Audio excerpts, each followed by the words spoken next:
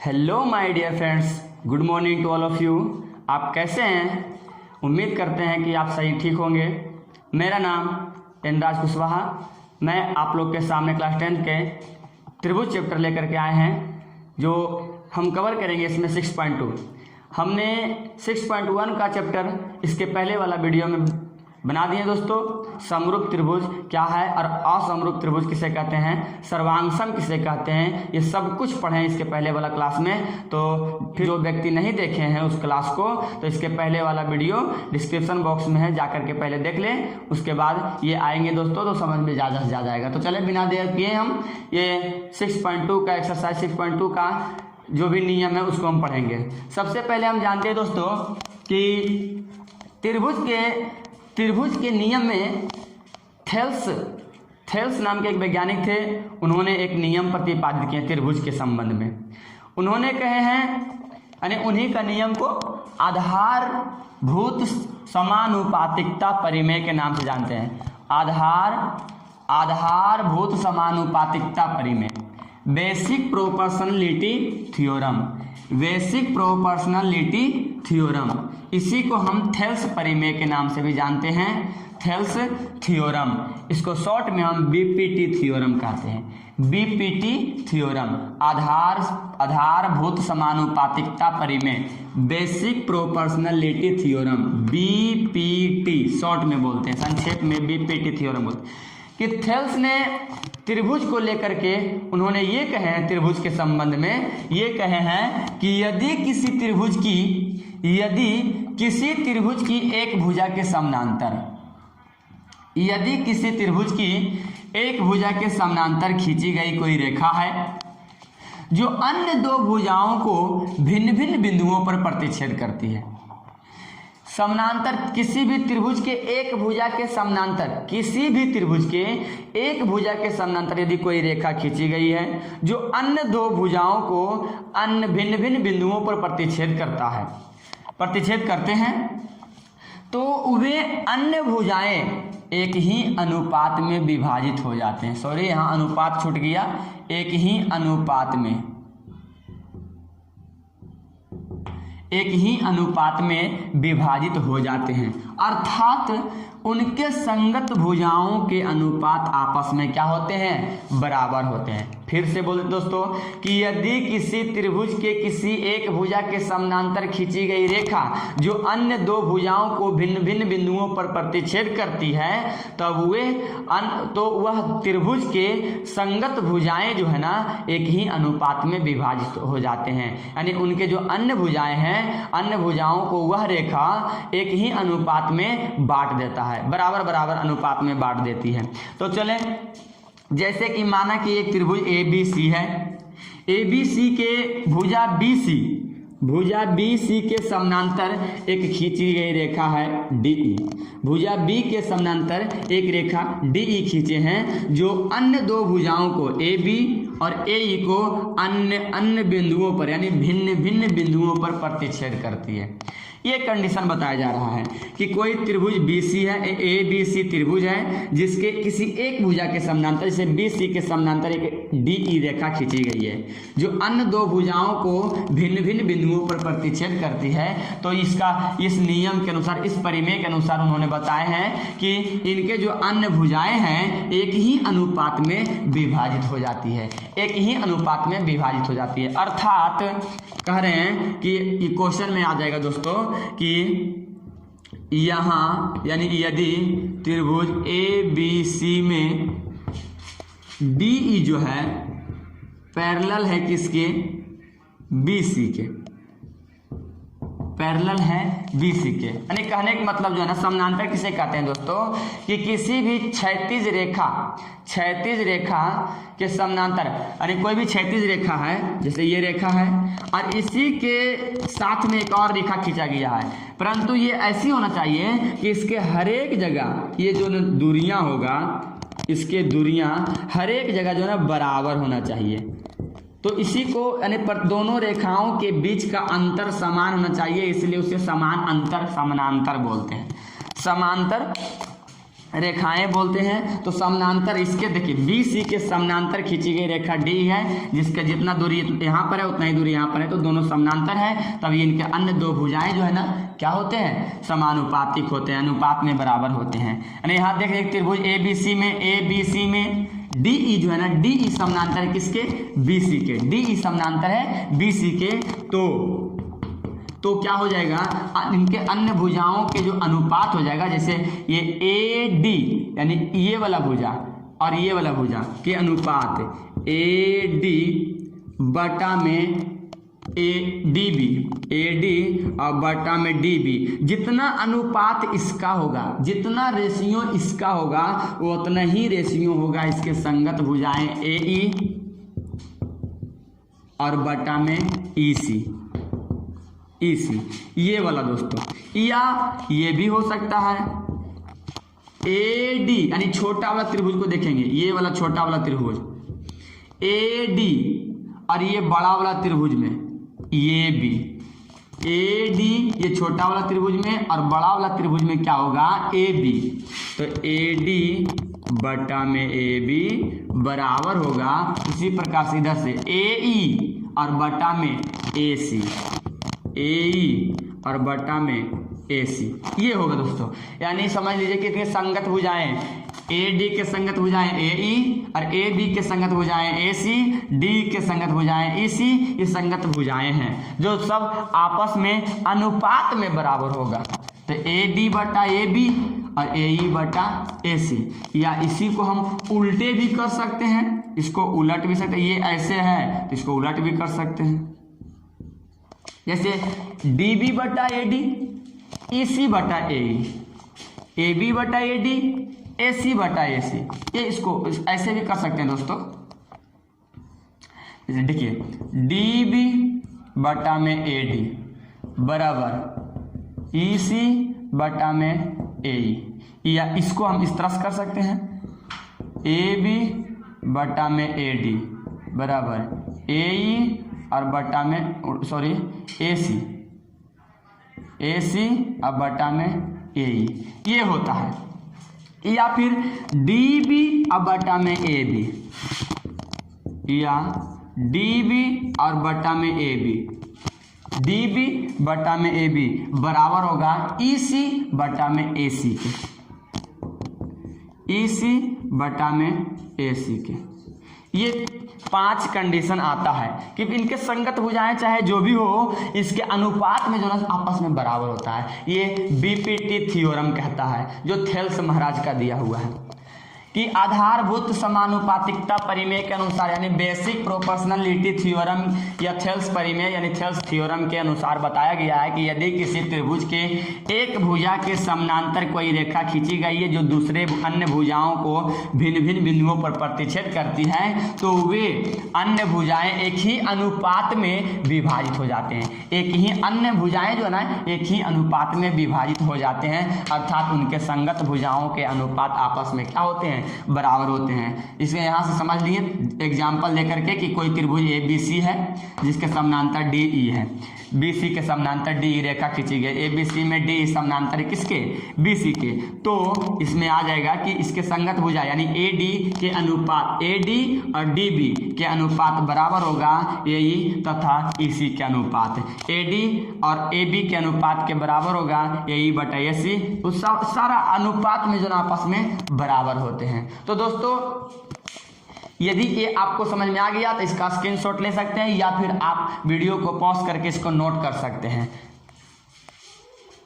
तो फ्रेंड्स देखते हैं BPT थ्योरम जो भी हमने पढ़े हैं उसी के प्रतिलोम होता है दोस्तों, क्या कि उन्हीं ने बताए हैं कि आधारभूत समानुपातिकता परिमेय के प्रतिलोम यानी उल्टे, आधारभूत समानुपातिकता परिमेय के प्रतिलोम यानी inverse of proportionality theorem, inverse of proportionality theorem या फिर BPT थ्योरम के प्रतिलोम, BPT थ्योरम के प्रतिलोम।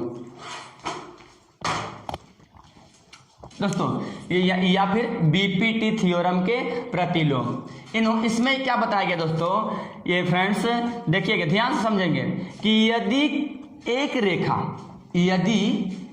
रेखा किसी त्रिभुज की, देखिए यदि कोई एक रेखा किसी त्रिभुज की दो भुजाओं को, यदि कोई रेखा किसी त्रिभुज की दो भुजाओं को एक ही अनुपात में विभाजित करती है, किसी त्रिभुज की दो भुजाओं को एक ही अनुपात में विभाजित करती है, तो वह रेखा उस त्रिभुज के तीसरी भुजा के समानांतर होती है। तो वह रेखा दोस्तों क्या बताया गया है कि यदि किसी त्रिभुज में एक रेखा दो भुजाओं को एक ही अनुपात में प्रतिच्छेद करती है, विभाजित करती है, एक ही अनुपात में विभाजित करती है, तो वह रेखा जो है उसके तीसरी भुजा के बराबर होती है, समानांतर होती है। क्या होती है? समानांतर होती है। फिर से बोल देते दोस्तों कि यदि एक रेखा किसी त्रिभुज की दो भुजाओं को एक ही अनुपात में विभाजित करती है, तो वह रेखा तीसरी भुजा के समानांतर होती है। अर्थात यहाँ बताया गया है दोस्तों कि यहाँ त्रिभुज ABC में त्रिभुज ABC में क्या है, AD बटा यहाँ मिट गया DB बराबर है AE बटा में EC। ये प्रश्न में कह रहा है, यदि ऐसा कहे, या फिर अनुपात में ये भी हो सकता है, AD बटा में AB बराबर में AE बटा में AC। तो क्या होगा, तो यहाँ D जो है ना, D समानांतर होगा किसके? BC। तो D समानांतर होता है किसके? BC के। D समानांतर होता है BC के। इसको ऐसे भी कह सकते हैं, अर्थात D जो है ना BC के समांतर होती है। DE BC के समांतर होती है। ये इनवर्स ऑफ बीपीटी थ्योरम, के प्रतिलोम, इनवर्स ऑफ बीपीटी थ्योरम। इसमें होता क्या है कि यदि कोई रेखा त्रिभुज के दो भुजाओं को एक ही अनुपात में बांटती है, तो वह रेखा तीसरी भुजा के समानांतर होगा। यानी ये मान लीजिए ये रेखा है जो त्रिभुज के दोनों भुजाओं को एक ही अनुपात में बराबर अनुपात में बांट देती है, तो यही रेखा इसके समानांतर होगा। उल्टा होगा, उसमें क्या पढ़े थे कि यदि ये एक दूसरे के समानांतर है तो इसके अनुपात बराबर होगा, और यदि इसके अनुपात बराबर है तो यह रेखा दोनों समानांतर होगा। यही तो कहा गया है बीपीटी थ्योरम के प्रतिलोम, बस उसी के अपोजिट यानी विपरीत कहा जाता है। तो फ्रेंड्स, यदि आपको समझ में आ गया तो चले हम चैप्टर 6.2 का क्वेश्चन नंबर 1 को हम देखते हैं कि क्वेश्चन यह क्या कहता है। तो दोस्तों हम 6.2 के एक्सरसाइज 6.2 के क्वेश्चन नंबर 1 के क्वेश्चन नंबर पहला हम देखते हैं दोस्तों, कहता क्या है। क्वेश्चन नंबर 1 में ये कह रहा है दोस्तों कि आकृति 6.17, इसी का नाम है 6.17। इसमें दो आकृति है, ये पहला आकृति दिया हुआ है और दूसरा आकृति हम नहीं लिखे हैं दोस्तों, तो बता देते हैं किस तरह से बनाना है। तो यदि ये आपसे बन जाएगा तो पहला का दूसरा भी बन जाएगा दोस्तों। कि दिया हुआ है कि 1 और 2 में D समानांतर है BC के। गिवेन, यानी गिवेन का मतलब होता है दोस्तों कि दिया हुआ है त्रिभुज ABC में क्या दिया हुआ है, त्रिभुज ABC में दिया हुआ है DE समानांतर है किसके? BC के। जब हम जानते हैं दोस्तों कि यदि कोई त्रिभुज में एक रेखा जो तीसरी भुजा के समानांतर होती है, तीसरी भुजा के समानांतर होती है, तो वह दो अन्य भुजाओं को जो प्रतिच्छेद कर रहा था वह भुजाओं के अनुपात आपस में क्या होता है, बराबर होता है। तो चलेंगे दोस्तों बी पी टी से, यानी बीपीटी थ्योरम से, वही बीपीटी थ्योरम, यानी बीपी मतलब बी से होता है बेसिक, पी से प्रोपोर्शनलिटी और टी से होता है थ्योरम। तो बीपी थ्योरम से क्या चलेंगे कि ए डी बटा डी बी और बराबर में ए ई और बटा में ई सी। हमको निकालना क्या था, तो निकालना है दोस्तों, निकालना है हमको ई सी बराबर वाट, निकालना है ई सी का मान, ई सी बराबर निकालना है। तो चूंकि बीपीटी थ्योरम से हम क्या चलेंगे, तो बीपीटी थ्योरम से ये हो गया कि ए डी बटा डी बी बराबर में ए ई बटा ई सी होता है, यानी इनके संगत भुजाओं के अनुपात क्या होती है, बराबर होती है। तो चलेंगे हम प्रश्न से कि ए डी का मान कितना दिया हुआ है, 1.5, और डी बी का मान कितना दिया हुआ है, 3, ए के मान कितना दिया हुआ है, 1, और ई सी के मान कितना दिया हुआ है, तो कुछ नहीं दिया हुआ, यही तो निकालना है। तो इसी का इसी हम रहने देते हैं दोस्तों।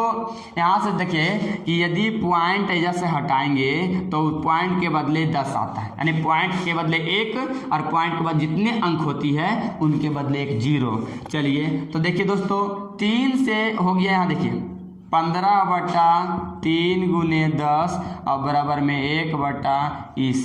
यहाँ से काटिए 3 × 5 = 15, 5 दूनी 10, अब बच गया तिरछा तिरछे गुना करेंगे तो EC का मान 2 सेंटीमीटर, यही हो गया आंसर, यही हो गया आंसर। तो बिल्कुल है दोस्तों, उम्मीद करते हैं कि आपको ये समझ में आ गया होगा और बारीकी से समझ में आ गया होगा। तो दोस्तों एक लाइक, सब्सक्राइब और बेल आइकन को अवश्य दबाएं दोस्तों, ताकि ये मेहनत का फल है हमारा दोस्तों। तो नोट कर ले इसको, अगला क्वेश्चन देखेंगे। तो दोस्तों देखिए क्वेश्चन नंबर हम 1 के पहला बता दिए दोस्तों। तो 1 का पहला जिस तरह से बना है बस सेम टू सेम उसी प्रकार से 1 का सेकंड वाला क्वेश्चन बनेगा। तो दोस्तों हम आपके लिए छोड़ देते हैं, यदि बन जाता है तो अच्छी बात है, तो भी कमेंट करके बोलिएगा दोस्तों, आंसर लिखिएगा जो आता है आंसर वो। यदि नहीं बनता है तो कमेंट में लिखिएगा दोस्तों, उसको हम आपको बता सकते हैं, फिर से आपको वो क्वेश्चन को हम बता देंगे दोस्तों। तो यदि बन जाता है तो आंसर लिखिएगा कमेंट में दोस्तों। तो दूसरा क्वेश्चन हम देखेंगे। क्वेश्चन नंबर 2 में ये कहता है कि किसी भी त्रिभुज पी क्यू आर की भुजाएं, किसी भी त्रिभुज पी क्यू आर की भुजाएं पी क्यू और पी आर पर क्रमशः बिंदु ई और एफ स्थित है। देखिए दोस्तों कि त्रिभुज गिवन दिया हुआ है क्वेश्चन, गिवन त्रिभुज पी क्यू आर में, पी क्यू आर में भुजाएं पी क्यू तथा पी आर पर बिंदु ई एफ ई तथा एफ स्थित है, ई तथा एफ स्थित है। तो बताना है कि प्रत्येक स्थिति के लिए बताइए कि क्या ई एफ समानांतर है क्यू आर के। क्वेश्चन इसमें कहा गया है, इसमें 3 क्वेश्चन दिया हुआ है दोस्तों कि इसमें प्रत्येक में बताना है। तो दिखाना है क्या,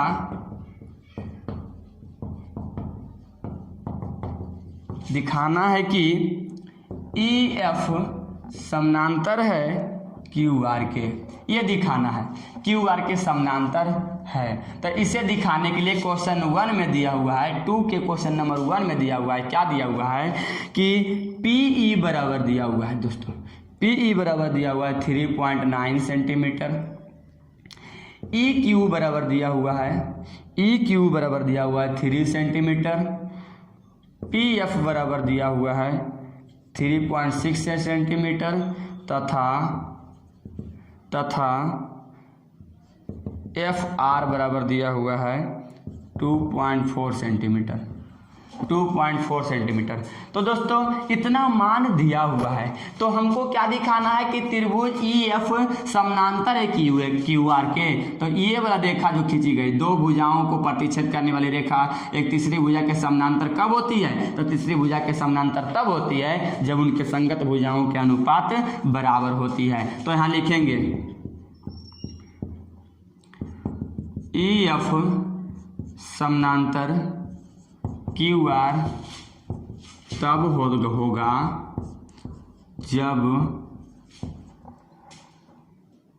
जब त्रिभुज PQR के संगत भुजाओं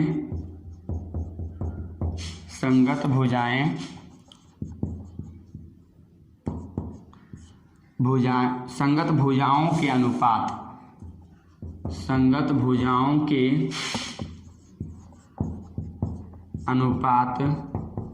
बराबर हो। तो चलेंगे BPT से चलेंगे दोस्तों कि संगत भुजाओं के अनुपात को हम देखेंगे। तो संगत भुजाएं कौन है? P और बटा में EQ, इसके अनुपात को देखते हैं। तो PE का मान कितना है? 3.9 और EQ का मान कितना है? 3। तो ये काटेंगे अगर दोस्तों, तो देखिए ये पॉइंट हटेगा तो आ जाएगा कितना? 10 और 13 39, यानी आ गया 13/10। ये PEQ यानी PE बटा EQ। दूसरा में क्या निकालेंगे? PE बटा EQ निकला और PF बटा FR को निकालते हैं। PF बटा FR को PF बटा, दोस्तों ये थोड़ा सा दिख नहीं रहा होगा नीचे में, थोड़ा सा ये देखिए FR है। उसके बाद देखिए मान रखेंगे PF का मान कितना है? 3.6 अब बटा में 2.4, ये पॉइंट से पॉइंट तो कट गया, बच गया 36 अब बटा में 24। 12 से काटेंगे तो 12 3 36 और 12 2 24, बच गया इधर 3/2। दोस्तों यहाँ 3/2 आ गया। PF और FR के अनुपात 3/2 आ गया। तो यहाँ देखेंगे कि PE और EQ का अनुपात 13/10 और PF और FR का अनुपात 3/2 आया। तो दोनों एक दूसरे के बराबर नहीं है। तो यहाँ लिख देंगे कि यहाँ PE बटा EQ के अनुपात इक्वल नोट PF बटा FR, इसके बराबर नहीं है। ये एक दूसरे के अनुपात के बराबर नहीं है, इसलिए कह सकते हैं अतः EF जो है एक समानांतर QR नहीं है। QR के ये समानांतर नहीं है। ये हो गया प्रूव्ड। तो दोस्तों इसी तरह से आप अगले क्वेश्चन को प्रूव कर सकते हैं। तो यदि ये क्लास अच्छा लगा आपको दोस्तों, तो एक लाइक, सब्सक्राइब और बेल आइकन को अवश्य दबाएं दोस्तों, और अपने दोस्तों के पास एक शेयर करें दोस्तों। तो आज का क्लास यहीं तक। इसके आगे वाला क्वेश्चन इसी तरह से बनाइएगा दोस्तों। यदि बनेगा तो आंसर कमेंट बॉक्स में लिखिएगा, और यदि नहीं बनेगा तो भी कमेंट बॉक्स में लिखिएगा दोस्तों कि सर नहीं बन पाया, तो उसे हम फिर से बताएंगे। तो आज का क्लास यहीं तक रहने देते हैं दोस्तों। तो आज का क्लास करने वाले के लिए बहुत बहुत धन्यवाद, जो आपने ये वीडियो देखने का प्रयास किया।